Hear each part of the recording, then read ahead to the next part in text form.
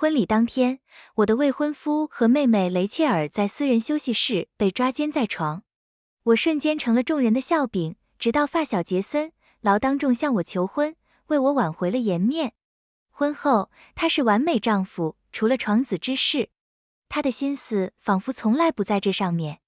今年做了试管婴儿，我才终于怀上孩子。那之后，他对我愈发呵护备至。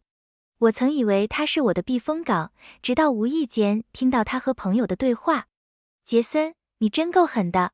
妮娜对你那么好，就因为雷切尔怕疼不愿生孩子，你就把她的卵子换成了雷切尔的。孩子还有2个月就预产期了，你打算怎么办？杰森沉默片刻，叹了口气，孩子生下来就给雷切尔，毕竟这是他最大的心愿之一。至于妮娜，我就告诉她孩子没保住，余生我会陪着她，算是补偿她。原来是这样，他对我那般温柔呵护，全是为了她。我转身就预约了手术。这个肮脏的孩子，这场虚假的婚姻，我都要丢掉。你就不怕妮娜发现真相？杰森劳沉默片刻，说他不会发现的。你确定？他信任我。他的语气无比笃定，只要是我说的，他绝不会怀疑。又沉默了一小会儿，他朋友说，只要你不后悔就行。杰森轻笑一声，我不会后悔。原来是这样。我站在门外，指甲深深掐进肉里，疼得厉害，却渐渐麻木了。我只是来给他送件衣服。天气转凉，担心他穿得太少。可现在，我感觉心脏像是被剖开，一阵寒风灌进胸腔。我踉跄着回到家，连开灯的力气都没有。膝盖一软，我摔坐在沙发上，蜷缩着身子瑟瑟发抖。恶心，头晕，眼泪无声的滑落，我却没力气去擦。门把手咔嗒一声响，他回来了。我听到皮鞋声朝我走近，他走到沙发边，微微俯身，声音温柔又带着担忧。怎么不开灯？佣人说你没吃东西，是不是又不舒服了？他伸手拨开我额前的头发，眼里满是关切。妮娜，怎么了？接着他蹲下身，握住我的手，语气依旧温柔，不吃东西对宝宝不好。我直视着他那双饱含柔情的眼睛，原来爱可以全是装出来的。4年前，我的未婚夫和妹妹在我的婚礼上被抓奸，父母逼着我把未婚夫让给他，说家人就该互相包庇。他们丢不起这个人，于是对外宣称那天的新娘是雷切尔。咯噔。就在那时，杰森当众向我求婚。当时我以为他是我的救世主。婚后，我一直默默站在他身后支持他。我用我的市场洞察力帮他投资，拓展业务。短短几年，他的公司就从一家无名初创企业，成长为投资界的后起之秀。今年我们做试管婴儿怀上孩子后，一切似乎都完美的无可挑剔。他抱着我说，这个孩子是他盼了多年的礼物。他的笑容那么温柔，几乎要将我沉溺。原来，这不过是又一场骗局。他会演戏，我也会。我眨了眨眼，嘴角勾起一抹笑容，我没事，就是有点累了。我的声音轻柔，带着一丝疲惫，仿佛什么都没发生。他松了口气，温柔地安慰我，好，那今晚早点休息。也好，手术前，这场戏我不妨陪他演下去。等戏落幕，就是这场闹剧的终结。第2天早上，杰森带我去做产检。他事无巨细地问着每一个细节，连医生都笑着夸赞，你丈夫真好，现在这么负责任的男人可不多见了。杰森握着我的手，目光温柔，我一直盼着这个孩子，当然要好好照顾你们。走出诊室时，我们撞见了妹妹雷切尔。她穿着宽松的连衣裙，看到我们时，眼里闪过一丝得意。看到她隆起的肚子，我在心里冷笑。难怪她说自己巧合般和我同时怀孕，原来她一直在等我。她笑着走近，语气轻快，妮娜，你预产期什么时候呀？她甚至伸手想来摸我的肚子。我眼神一冷，一把打开了她的手。你干什么？雷切尔的脸上闪过一丝怒气，可她还没来得及继续说下去，我就低下头捂住肚子，虚弱地说，我肚子有点疼。他的话卡在喉咙里，表情瞬间僵硬。杰森立刻扶住我的胳膊，语气紧张，是不是产检时间太长累到了？要不要回去休息？他的语气满是关切，可我分明看到他的目光落在雷切尔身上，无声地安慰着他。我垂下眼睫，轻声说：“我去下洗手间。”他皱了皱眉，想跟过来，我却挥手拦住他：“不用，你在这儿等我。”他犹豫了一下，最终点了点头：“好，小心点。”我走进洗手间，可刚关上门，就看到他匆匆离开了。果然，他去安慰雷切尔了。我悄悄跟了上去，站在不远处，看着他耐心地哄着他。雷切尔皱着眉，撅着嘴：“你该不会是对他动心了吧？他那么对我，你都不帮我说话。老实说，你是不是心疼他了？”杰森无奈地叹了口气：“我是为了孩子，毕竟他现在……”话没说完，他从口袋里拿出一个精致的首饰盒，从中取出一条崭新的手链，温柔地戴在他手腕上。这是你上次想要的手链，我给你买来了。雷切尔的表情缓和下来，得意地笑着说：“你上次推荐的股票我赚了不少，还有没有别的推荐？”我站在原地，看着眼前这一幕，忍不住嗤笑出声。杰森用我给的一切去讨好他。我转身离开，拿出手机拨通了电话：“喂，我想确认一下明天的预约。”“好，我会准时到。”身后熟悉的脚步声突然停了下来。“明天？”杰森的声音带着困惑：“你明天要去哪儿？”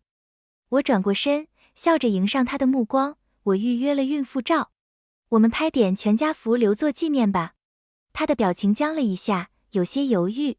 我故意挑了挑眉，语气轻快：“怎么了？你不想陪我去吗？”他有些不敢直视我的眼睛：“不是，我只是担心你太累，而且我明天公司有会，改天再去好不好？”我看着他，笑了笑，语气温柔又体贴：“没关系，工作要紧，我一个人去就行。”他似乎松了口气，笑着揉了揉我的头发，语气宠溺：“有你这么好的妻子，我真是太幸运了。”手术那天，杰森上班前突然拿出一条小手链，戴在了我的手腕上。“给你的。”他的语气和往常一样温柔。我低头看了看，那是他给雷切尔买手链时附赠的赠品。我的手指微微攥紧，却抬头对他笑着说：“谢谢，我很喜欢。”他勾起唇角，揉了揉我的头发，轻声说：“妮娜，你总是这么乖巧。”去做手术前，我决定回一趟娘家看看父母，可刚要进门，就清晰地听到了屋里的声音。雷切尔撅着嘴抱怨：“妮娜怎么总是这么嚣张？昨天还打我的手。”母亲温柔地安慰她：“你先忍忍好不好？当初你想要他的未婚夫，我们不也给你了吗？这次也一样，再耐心等等。”父亲无奈地叹了口气：“别闹了行不行？你好不容易嫁给了自己喜欢的人，要是你公婆知道你是这么得到这个孩子的，肯定又要生气，杰森也会有麻烦的。”杰森连忙安慰他，语气温柔却坚定：“别担心，雷切尔，我带了昨天的产检报告，一切都好，我们只要等着孩子出生就行。”他顿了顿，继续说：“爸妈，你们也不用替我担心，为了雷切尔，我什么都愿意做。”我的指尖冰凉，全身的血液仿佛都凝固了。原来他们都知道，原来这一切都是他们的计划，原来我从一开始就只是他们的棋子。没过多久，管家端着茶水过来，杰森开门去接杯子，目光却锁定了地上的某样东西。门口散落着几颗珍珠，一条手链断落在地，正是他戴在我手腕上的那条。他的脸色瞬间变得惨白，呼吸一滞。他冲到门口四处张望，眼神慌乱。紧接着，我的手机被他打爆了。电话一接通，他就焦急地说：“妮娜，你在哪儿？我可以解释。”我没有回应。他的声音更加慌乱：“妮娜，发生什么事了？你在哪儿？”就在这时，他听到了电话那头护士的声音：“妮娜，咯噔，手术前请签下这份同意书。”杰森感觉自己像是被人扼住了喉咙，呼吸一滞，瞬间失控。手术？你在哪儿？什么手术？他几乎是对着电话咆哮，声音里充满了前所未有的恐慌。我平静地看着屏幕，指尖轻轻划过，挂断电话，然后关机。我坐在病床上，双手下意识地摩挲着床单。闺蜜安娜正在电话里安排着什么。几秒后，她挂了电话，看向我。都安排好了。她的语气一如既往的沉稳，一切按计划进行。我平静地点点头，好。医生走进病房，手里拿着我的病历本，表情严肃。戈登小姐，手术前我再确认一下。他翻看着病历本，郑重地看着我，孩子已经不小了，只能引产。这可能会影响你以后，你确定要做吗？我毫不犹豫，我确定。他顿了顿，问，有家人陪同吗？家人？我嗤笑一声。那些口口声声说爱我、关心我的家人，全在骗我，计划着孩子出生后就把他夺走。我缓缓抬头，用一种异常平静的声音对医生说，我没有家人，他们都死了。医生看了我一眼，想说什么，最终还是叹了口气，对护士点了点头，准备手术室。门缓缓关上，世界陷入寂静，只剩下心电图的滴答声。这是我第一次为自己做决定。没关系，没有他们，我的人生会更好。手术后回到病房，我还没完全清醒，就听到了安娜的声音在耳边响起。杰森一直给我打电话，我给了他一个假地址，但他很快就会发现的。我睁开眼，首先看到的是安娜担忧的目光，她的语气小心翼翼，你感觉怎么样？我顿了顿，下意识地摸向肚子，那里平平的，手指停留在空荡荡的腹部，像是在确认什么，又像是在寻找什么。安娜看到我的动作，犹豫了一下，小心翼翼地问，你后悔了吗？我没有回应，手指慢慢掐进掌心，直到感到疼痛。后悔？从来没有。我心里只有恨，恨他们欺骗我，也恨自己这么久才发现。好在还不算太晚，我没有让他们得逞。我抬起头，冷笑一声，我一点都不后悔。然后我伸手拿起床头柜上早已准备好的文件，声音沙哑却清晰，我已经签好了。安娜接过文件看了一眼，目光严肃，离婚协议书。我微微点头，立刻寄出去。她没有多问，好。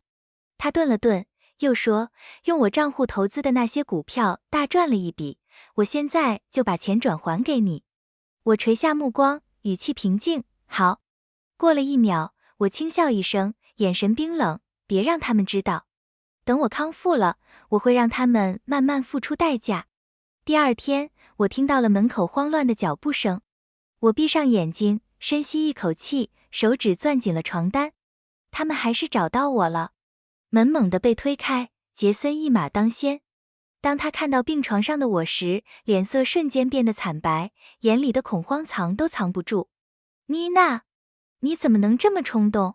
你误会了，我可以解释。他朝我冲过来，语气急促。